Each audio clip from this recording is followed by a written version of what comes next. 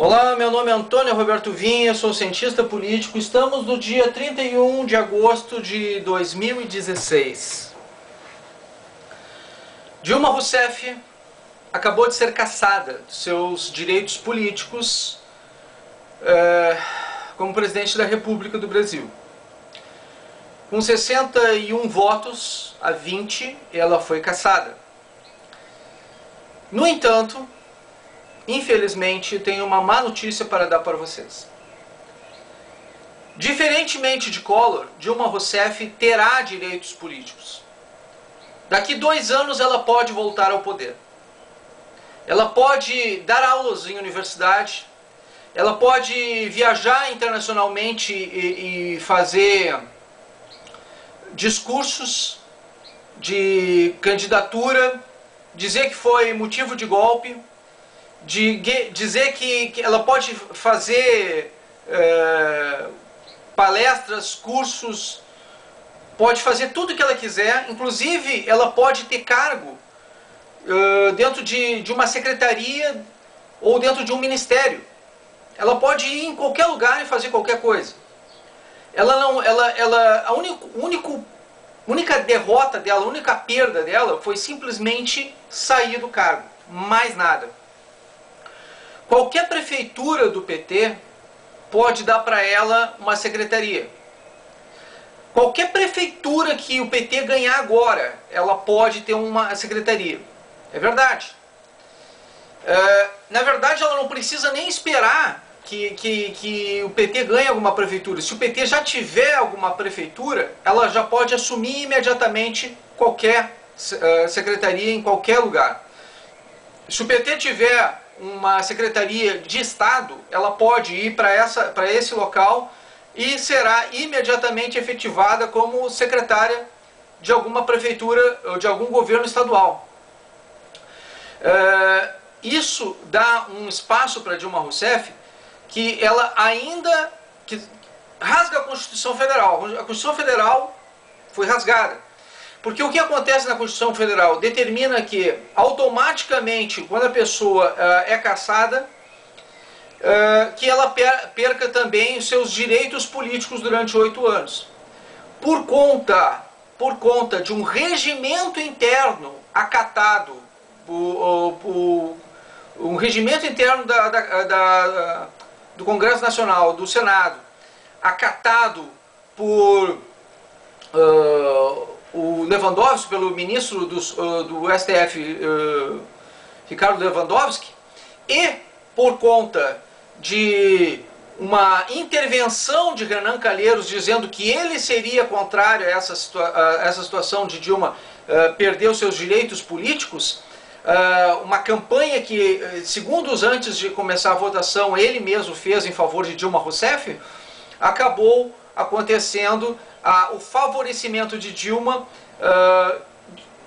usando 2 pesos e 2 medidas. Um peso para Fernando Collor de Mello, que foi cassado por conta de uma elba e perdeu direitos políticos durante 8 anos, e Dilma Rousseff, por crimes de responsabilidade num processo que levou meses, simplesmente perdeu o cargo, não perdeu os seus direitos políticos. Então nós nós ganhamos, mas não levamos. O que aconteceu? Dilma Rousseff perdeu o poder, mas só por alguns minutos, porque ela pode ser secretária de Estado já amanhã. Ela não precisa, ela não precisa nem se preocupar com a questão da perda de foro privilegiado. Ela pode ser impedida de ser presa por conta de ter foro privilegiado em algum outro cargo público qualquer, né?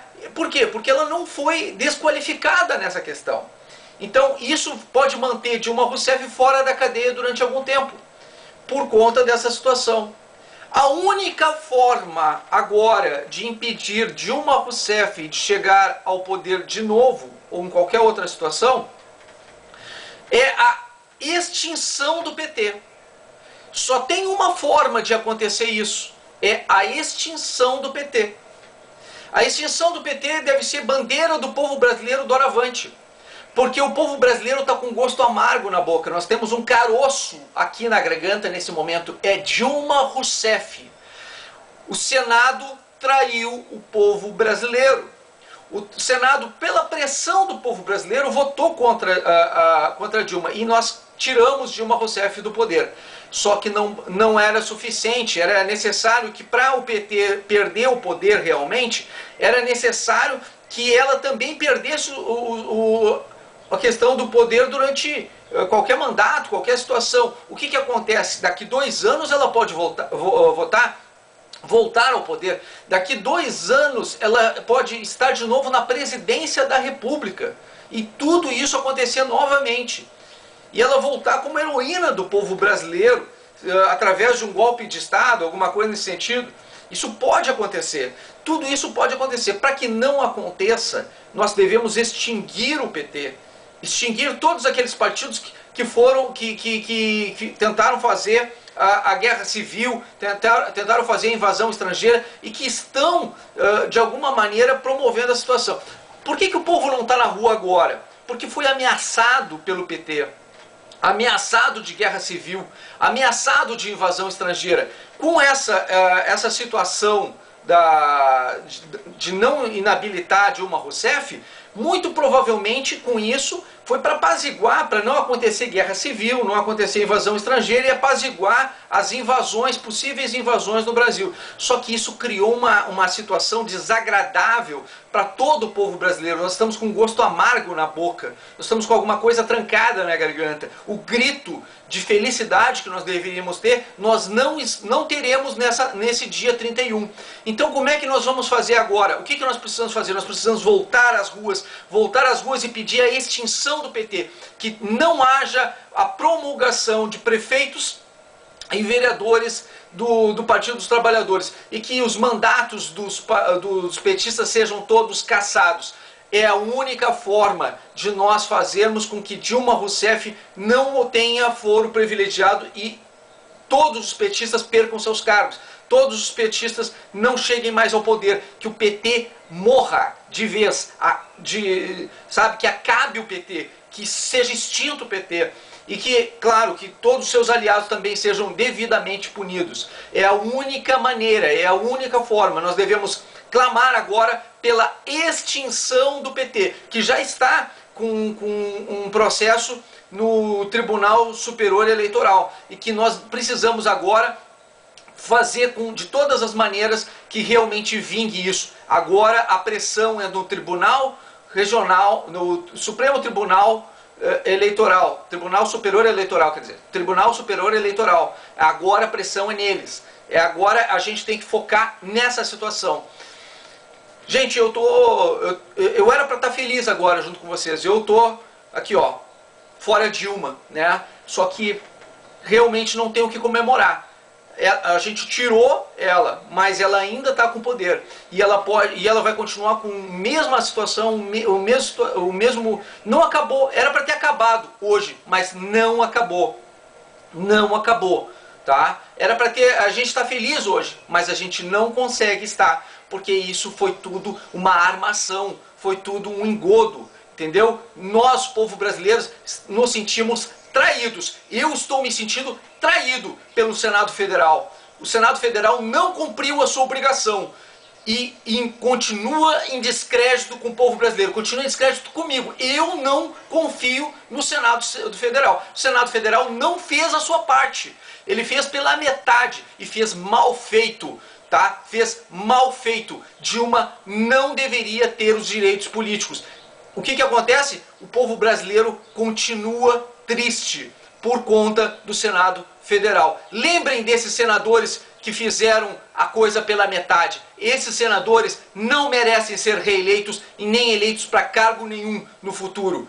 Peguem o nome desses senadores. Eles não merecem a sua confiança. São traidores da pátria, traidores da nação, traidores do povo brasileiro. Tá ok? Meu muito obrigado pela atenção dispensada. Senhores e senhoras parlamentares, servidoras da casa e servidores, jornalistas, minhas senhoras e meus senhores, havendo número regimental, declaro aberta, ou melhor, reaberta, porque a sessão jamais se encerrou, declaro reaberta esta sessão. Segundo determina a Lei 1079, e de acordo com o roteiro que acordamos com as lideranças do Senado, esta sessão se inicia com o relatório do processo.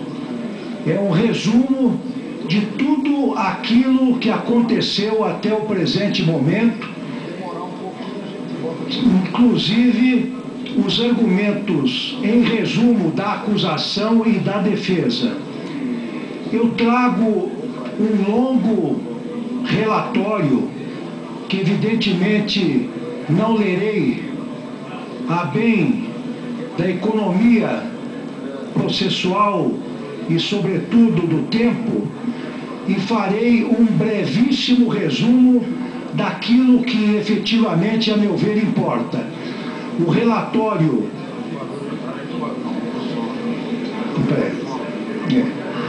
Vamos pedir para aumentar o som e peço a colaboração de todos os presentes para que possam ouvir o que a presidência tem a dizer e, evidentemente, com muito mais interesse, o que as senadoras e os senadores terão a dizer na sequência.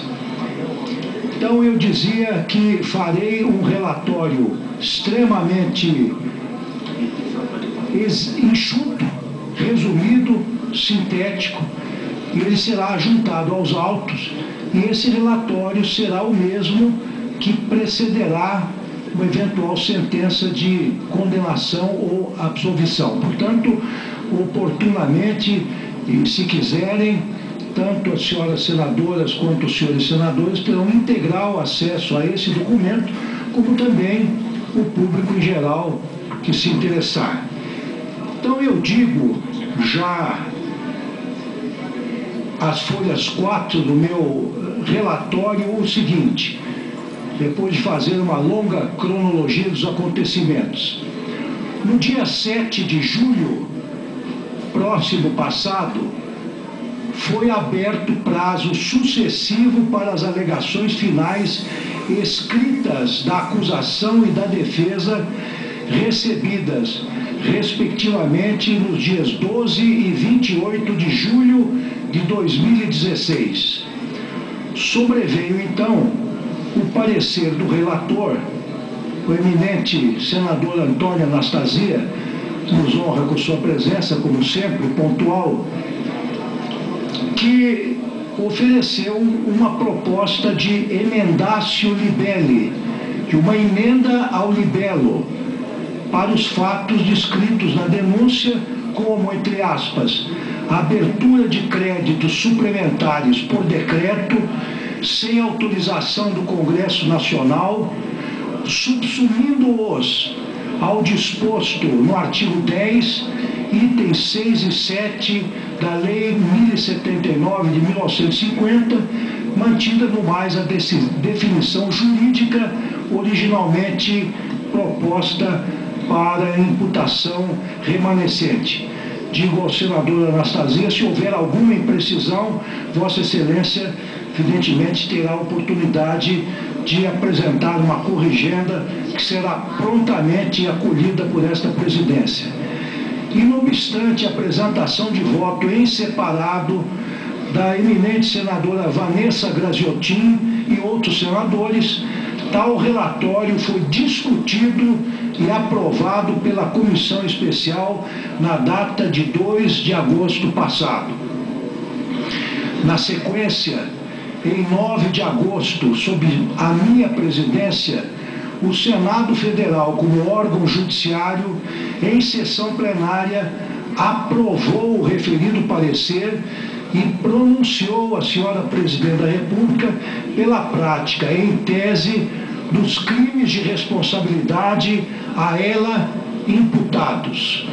No dia seguinte, foi oferecido libelo acusatório com o respectivo rol de testemunhas imputando a presidente da República, em síntese, a abertura de créditos suplementares sem autorização do Congresso Nacional e a realização de operações de crédito com instituição financeira controlada pela União. São duas, portanto, as imputações feitas à presidente da República. Na contrariedade ao libelo, a defesa refutou as imputações, arguindo em suma que não houve abertura de crédito suplementar sem autorização legislativa e que o atraso no pagamento das subvenções a banco oficial sem autorização legislativa e que o atraso no pagamento das subvenções a banco oficial para a agricultura não pode ser tido como operação de crédito com instituição financeira. Este, evidentemente, é o resumo das alegações da defesa. Uma parte interessante agora para fins estatísticos. Durante a fase de julgamento, iniciada em 25 de agosto passado, após resolver 18 questões de ordem, foram colhidos os depoimentos de um informante e uma testemunha de acusação, bem como de 3 testemunhas e 2 informantes arrolados pela defesa. Em seguida, após o depoimento da acusada, realizou-se o seu interrogatório. E aqui um dado que me parece bastante relevante, que indica a ampla defesa que foi proporcionada à Sua Excelência. O relatório e o pronunciamento da senhora presidente durou por cerca de 11 horas e 35 minutos. A presidente respondeu às perguntas de 48 senadores da acusação e da defesa, sem limitação de tempo, inclusive no tocante à sua fala inicial.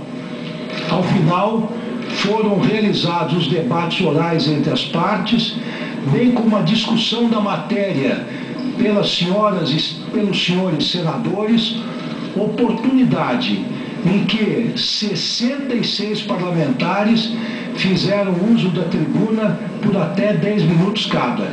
Todos sabem que terminamos os trabalhos ontem por volta das 3 horas da madrugada. Cerca de 27 horas. O presente processo, esse outro dado relevante para a história, contém até o momento cerca de 27.400 páginas e compreende 72 volumes.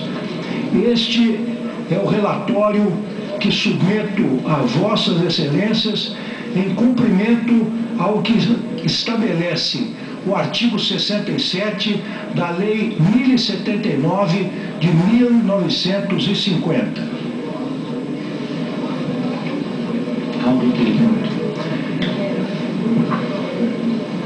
Senhoras e senhores senadores, Começamos a fase de votação agora. não, tem que dar um depoimento.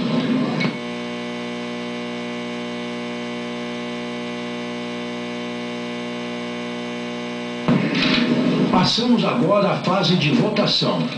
No entanto, antes da fase de votação, temos um requerimento em mesa que nos foi endereçado pelo Partido dos Trabalhadores e que será lido pelo primeiro secretário da mesa, senador Vicentinho Alves. Requerimento Que o presidente Supremo Tribunal Federal, ao presidir a sessão de impeachment, não está aqui para exercer a função de juiz constitucional.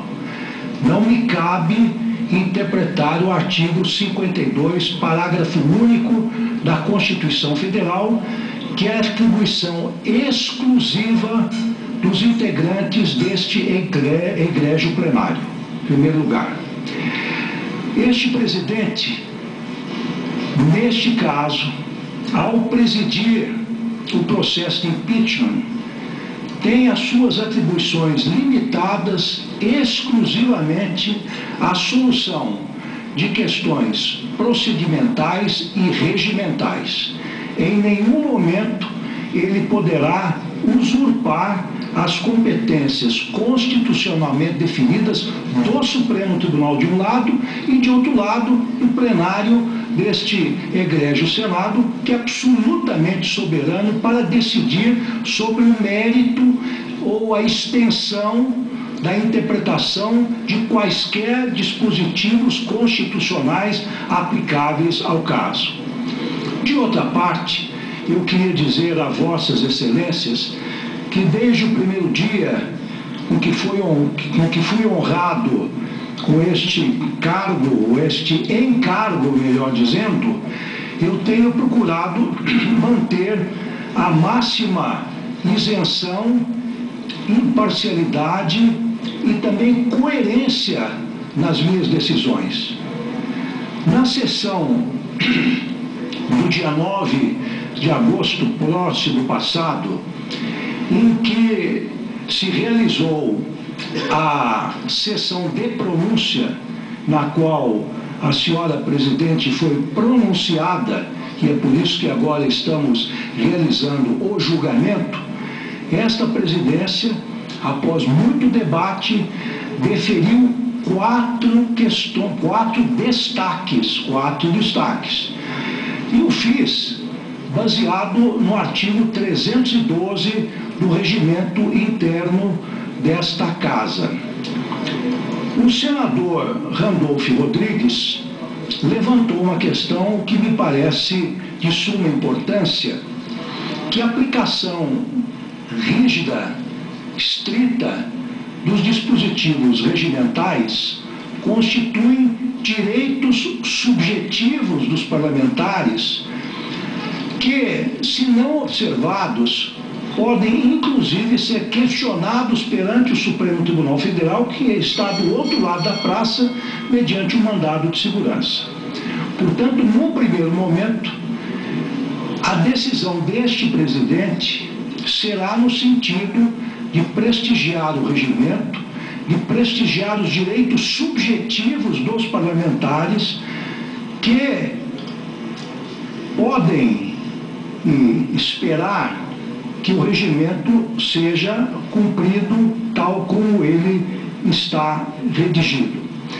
Naquela sentada, no dia 9 de agosto, 4 destaques foram apreciados e rejeitados por esse egrégio plenário. Diziam respeito a questões extremamente complexas e questões que dependiam, como todos sabemos, da própria interpretação dos textos constitucionais.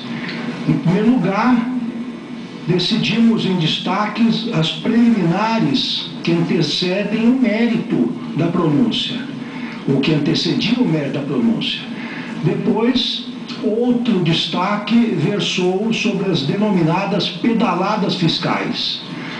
Terceiro destaque dizia respeito ao decreto de 27 de 7 de 2015, no valor de R$ 29.922.832, para saber se era um crédito suplementar aberto com ou sem autorização do Congresso Nacional. E o quarto destaque concernia ao decreto de 20 de 8 de 2015, no valor de R$ 600.268.845. Portanto, era uma questão também que foi contrastada com aquilo que se dispõe na Constituição, para saber se esse decreto estava ou não de acordo com o texto magno. Esses destaques, como sabemos, foram rejeitados pelo egrégio plenário, que é soberano. Eu lembro que admitiu os destaques com fundamento no artigo 312, que já referi, e que agora volta a ser invocado. Não tenho como, senhoras senadores, senhores senadores, mudar de comportamento. No prazo de menos de uma semana, um pouco mais de uma semana, de alguns dias, se eu admitir os destaques com fundamento no artigo 312 em questões complexas, em questões que deviam ser contrastadas com a Constituição, não vejo como, sem faltar com a minha coerência e com o dever de juiz que tenho antes de tudo, não vejo como deixar de deferir agora também a apreciação desse destaque. Mas avanço um pouco mais, porque é preciso emprestar mais densidade jurídica, maior densidade jurídica àquilo que se discute neste momento. Vossas Excelências sabem melhor do que eu que o destaque para votação em separado, o denominado DVS, é um recurso, como diz o próprio nome, para votar separadamente parte de proposição submetida ao exame de parlamentares, retirada do texto unicamente para este fim. O senador Aloysio Nunes, jurista consagrado que é, coloca em dúvida se é possível entender que o quesito seja uma proposição no sentido estrito da palavra. Sua Excelência tem um argumento que me parece importante e que merece ser aprofundado sem dúvida nenhuma. Então eu quero continuar dizendo que o artigo 312 do Regimento Interno da Casa consigna ipsis literis o seguinte: o destaque de partes de qualquer proposição pode ser concedido mediante deliberação do plenário a requerimento de qualquer senador para votação em separado. Ocorre que, todos sabem disso, melhor do que eu, inclusive, que houve uma alteração posterior relativamente à redação original desse dispositivo, o artigo 312, que foi introduzido pela resolução número 8 de 2016, que fez com que este artigo regimental passasse a ter a seguinte dicção, se desconsiderarmos o caput, ao qual já fiz referência. O que foi modificado foi o parágrafo único, que diz o seguinte: independerá de aprovação do plenário um requerimento de destaque apresentado por bancada de partido, observada a seguinte proporcionalidade: 1. De 3 a 8 senadores, um destaque. 2. De 9 a 14 senadores, 2 destaques. 3. Mais de 14 senadores, 3 destaques. Deste modo, me parece absolutamente claro e fora de qualquer dúvida que os DVS podem ser apresentados de duas formas, regimentalmente previstas.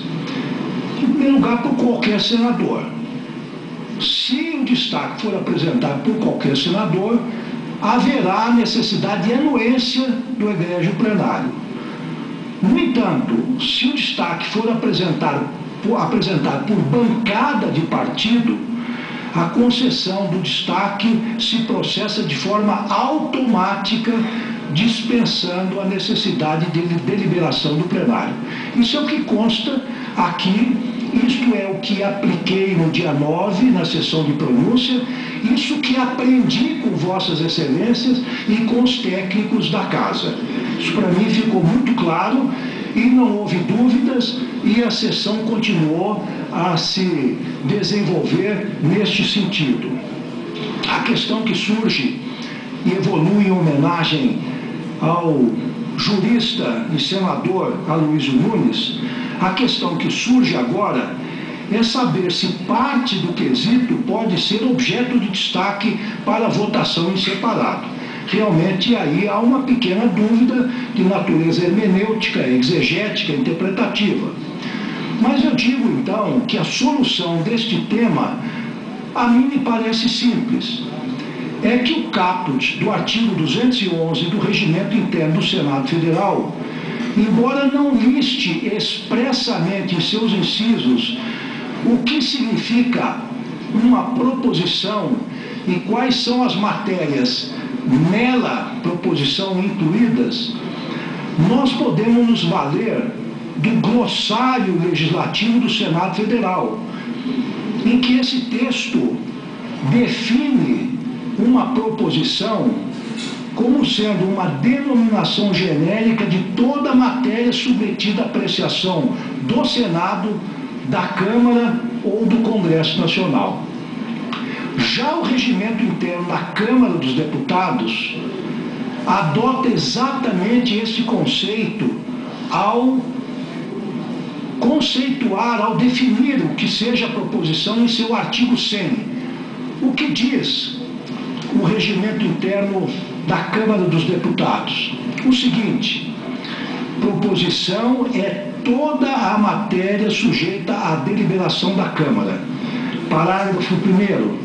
As proposições poderão consistir em proposta de emenda à Constituição, projeto, emenda, indicação, requerimento, recurso, parecer e proposta de fiscalização. Para ser votado em destaque, não trará nenhum prejuízo para a compreensão do texto e mais, não trará, a meu ver, prejuízo nem à acusação nem à defesa, porquanto mantém íntegra a soberania das decisões do plenário. O plenário é que decidirá soberanamente quanto ao alcance do artigo 52, parágrafo único da Constituição.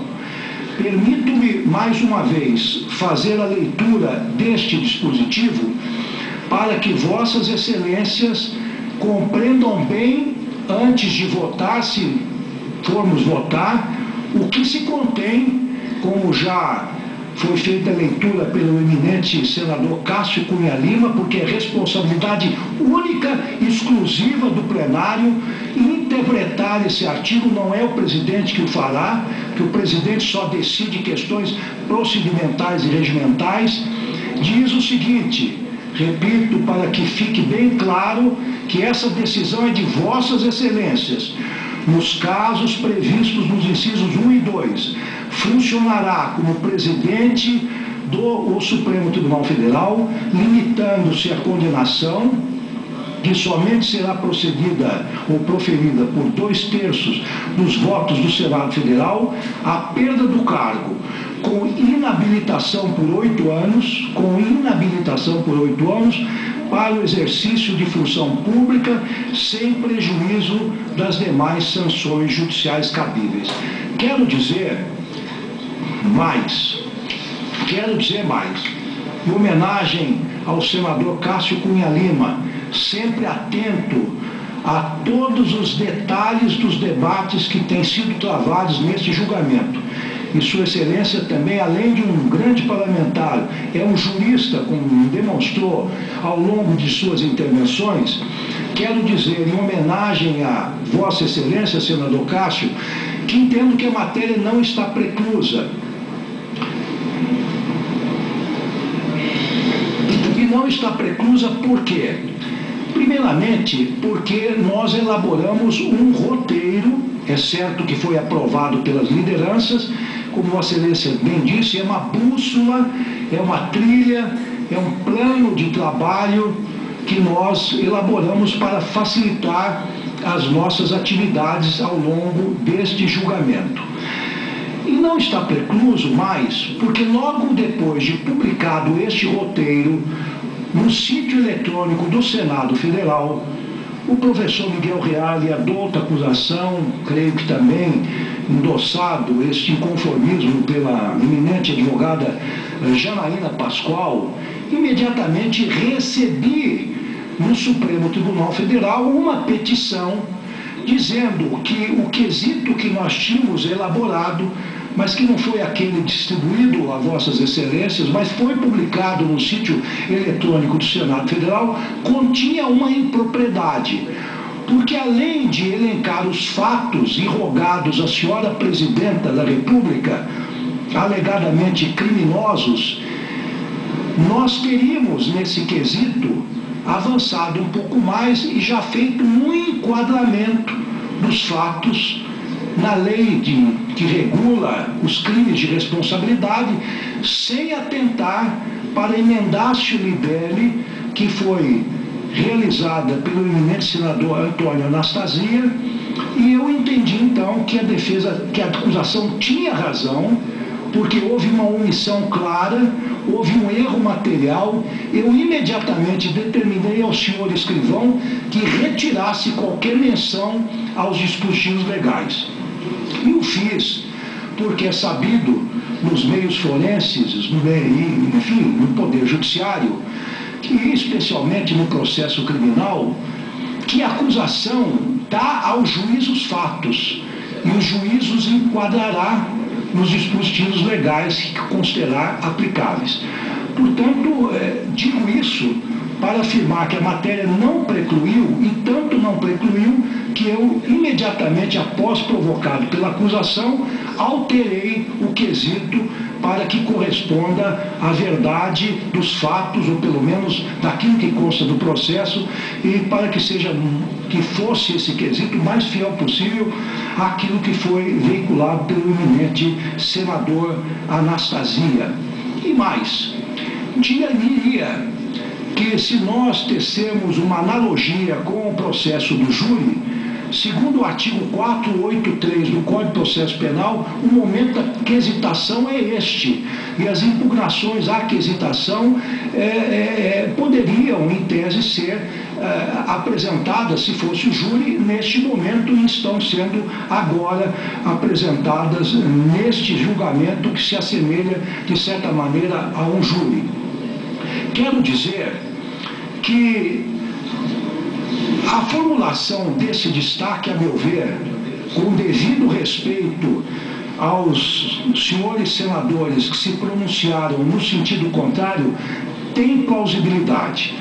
Tem plausibilidade porque a Lei 1079, em seu artigo 68, como já foi enunciado, e não estou dizendo que eu estou dando essa interpretação, estou apenas, como se faz numa decisão cautelar, liminar, examinando se há plausibilidade ou chamado fumus boniuris, a fumaça do bom direito. De fato, o senador Lindenberg levantou que, do ponto de vista procedimental, a Lei 1079, no seu artigo 68, como já foi lido, perdoe-me por aprofundar esse tema, mas é preciso que nós debatamos isso com muita clareza e muita minudência. O artigo 68 diz o seguinte: o julgamento será feito em votação nominal pelos senadores desimpedidos, que responderão sim ou não à seguinte pergunta enunciada pelo presidente: cometeu o acusado F, fulano, o crime que lhe foi imputado e deve ser condenado à perda do cargo? Parágrafo único. Se a resposta afirmativa obtiver pelo menos 2/3 dos votos dos senadores presentes, o presidente fará nova consulta ao plenário sobre o tempo não excedente de 5 anos, durante o qual o condenado deverá ficar inabilitado para o exercício de qualquer função pública.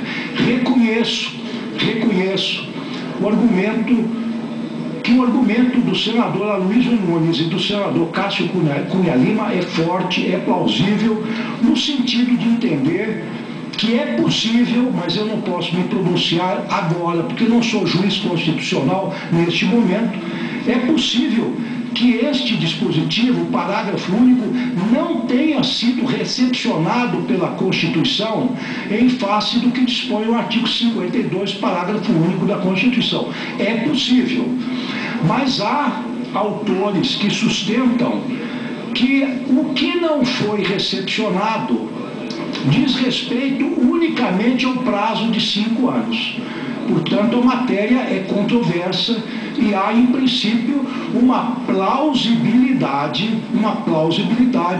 para que se acolha o destaque pretendido. Mas há mais, e termino. Ah, tá. Pois não.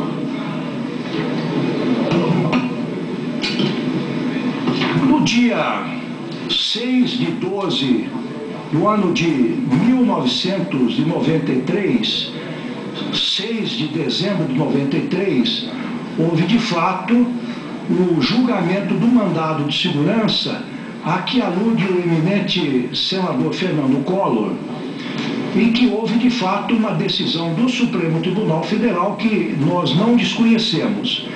Mas lá, naquela sentada, houve um fato muito interessante que, tendo em conta o impedimento de 3 ministros, o ministro Sidney Sanches, a suspeição declarada pelos ministros Francisco Rezec e Marco Aurélio, ao longo da votação, chegou-se a um empate.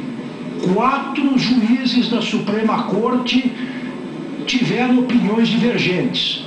4 entendiam que a votação deveria ser feita em 2 momentos e 4 entendiam que não devia ser feito em 2 momentos, mas sim de um único momento. O julgamento foi paralisado, foram convocados, como a história registra, 3 ministros do Superior Tribunal de Justiça para decidir a questão. Aqui está o extrato da ata. Portanto, a matéria, inclusive controvertida, ou foi controvertida, era controvertida no Supremo Tribunal Federal. Ela foi desempatada com 3 magistrados estranhos ao corpo permanente do Supremo Tribunal Federal, que acabou desempatando. Então, a dúvida é saber, não quero me manifestar, eu tenho opinião sobre isso, se for instado a emiti-la, o farei no Supremo Tribunal Federal. A questão é saber se este julgamento do mandado de segurança 21.689 é um julgamento paradigmático, se pode ou não ser utilizado como referência, tendo em conta o empate havido e a inclusão de 3 membros estranhos à Suprema Corte. Portanto, vejam vossas excelências que a matéria não é pacífica. A matéria comporta visões diferentes, não obstante a aparente clareza daquilo que se contém no artigo 52, parágrafo único da Constituição. Mas a interpretação e o alcance desse dispositivo será, neste momento pelo menos, unicamente do plenário do Supremo Tribunal, do plenário do Senado Federal, que é soberano para decidir sobre essa questão. O presidente acolho, defiro o requerimento para que a matéria possa ser destacada. Senador Collor.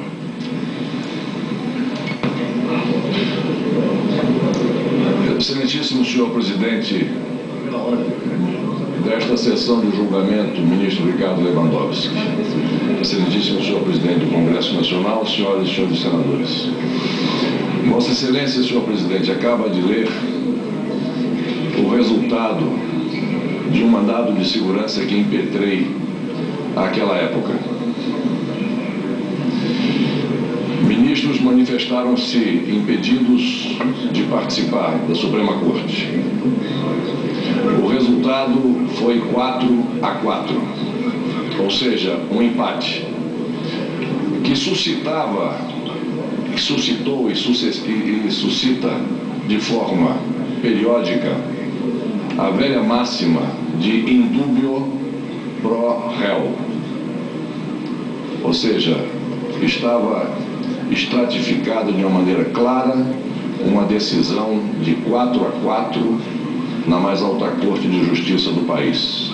E, portanto, a conclusão desta votação deveria ser em atenção ao in dubio pro réu. Isso não foi feito. Está aqui assinalado em verde. A presidência esclarece, peço a atenção de todos, em relação à votação do quesito. O voto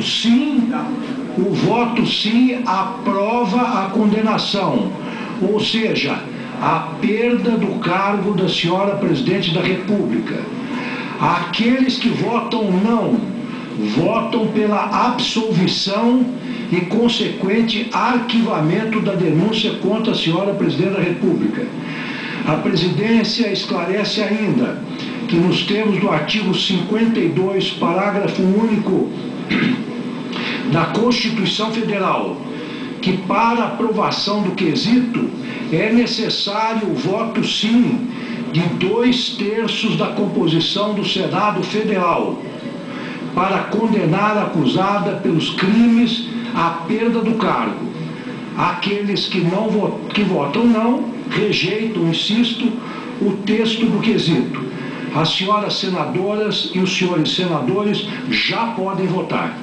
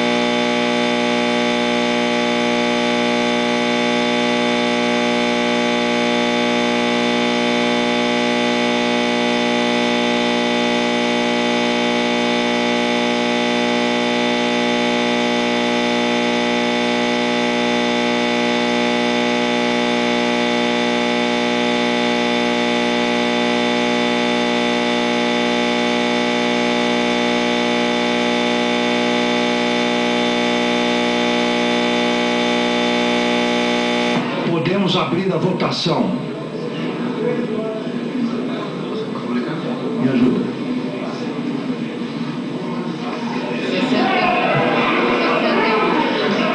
20 não. Abstenções 0.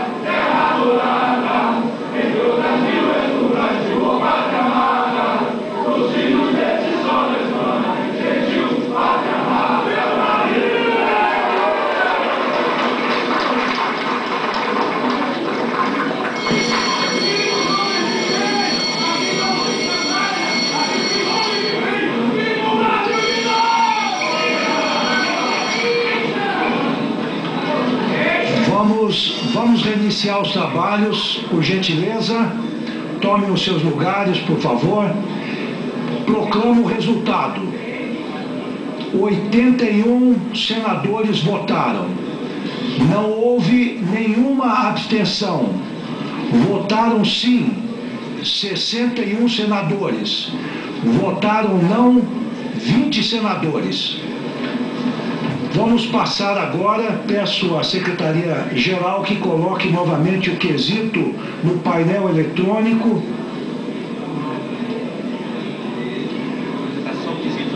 Vamos votar agora exclusivamente o destaque assim enunciado, entre aspas, ficando em consequência inabilitada para o exercício de qualquer função pública pelo prazo de 8 anos. Vamos aos encaminhamentos, 2 contra e 2 a favor. Inicialmente concedo a palavra à eminente senadora. Sessão solene do Congresso Nacional a realizar-se hoje, quarta-feira, às 16 horas, no plenário do Senado Federal, destinada a dar posse ao excelentíssimo senhor presidente Michel Temer como presidente da República. Uma outra questão, senhor presidente, permitam-me todos um minuto só. Há pouco eu exaltei a Constituição e tive satisfação de ter participado da sua feitura na Assembleia Nacional Constituinte, modestamente, porque a democracia, ela se corrige, ela não quer ser infalível. Afastar a presidente da República é constitucional. Pode afastar na forma da Constituição e da democracia? Pode. Mas não é da Constituição inabilitar a presidente da República como consequência do seu afastamento, não. Essa decisão terá que ser tomada aqui pelo plenário do Senado Federal. E no Nordeste costumam dizer uma coisa com a qual eu não concordo. Além da queda, coice. Nós não podemos deixar de julgar. Nós temos que julgar, mas nós não podemos ser mal, desumano. O meu voto é contrário à inabilitação. Silêncio, por favor. Agradeço ao senador Renan Calheiros. Vamos agora passar à votação da parte destacada. Eu vou explicar como é que se procederá a votação. Peço a máxima atenção, por gentileza. Pela ordem. Senador Gereissati pede a palavra pela ordem. Quero dizer como é que vai se proceder a esta votação. As senhoras e senadores que entenderem que a acusada deve ficar inabilitada para o exercício de qualquer função pública pelo prazo de 8 anos, responderão sim, ficará inabilitada. Os que entenderem que não ficará inabilitada, responderão não. As senadoras e senadores já podem votar.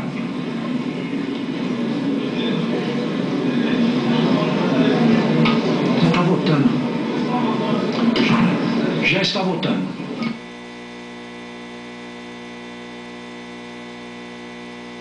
Senador Magno Malta, já iniciou a votação?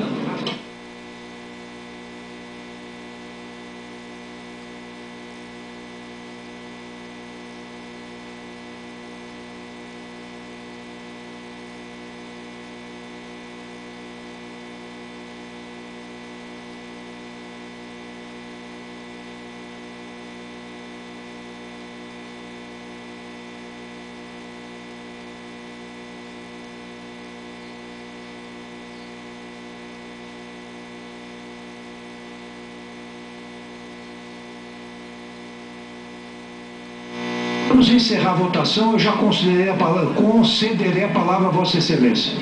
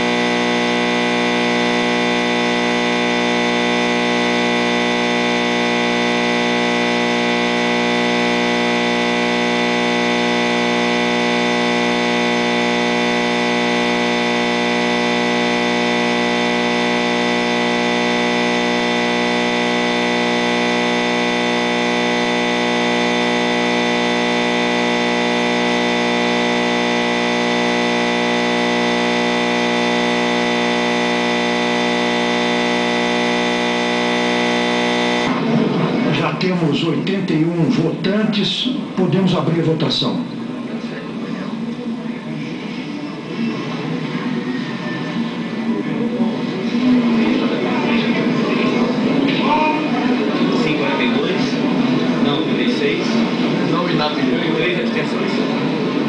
Quer dizer, não está inabilitado. Ela é afastada e inabilitação. Não, sem inabilitação. É afastada e inabilitação. Agora que a sentença. Está encerrada a votação. Lerei a sentença. Queria dizer a vossas excelências que o presidente, após a formulação do destaque, preparou 2 modelos de sentença. A sentença é longa, incorpora o relatório, a parte da fundamentação compreende os argumentos da acusação e da defesa. Lerei apenas a parte dispositiva. Ao encerrar a leitura, convido, como é determinação legal, todas as senadoras e senadores a assinarem a sentença que ficará aqui sobre a mesa.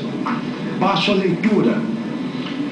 O Senado Federal entendeu que a senhora Presidente da República, Dilma Vana Rousseff, cometeu os crimes de responsabilidade consistentes em contratar operações de crédito com instituição financeira controlada pela União, editar decretos de crédito suplementar sem autorização do Congresso Nacional, previstos no artigo 85, inciso 6º, e artigo 167, inciso 5º da Constituição Federal, bem como no artigo 10, itens 4, 6 e 7, e artigo 11, itens 2 e 3 da Lei 1079, de 10 de abril de 1950, por 61 votos, havendo sido registrados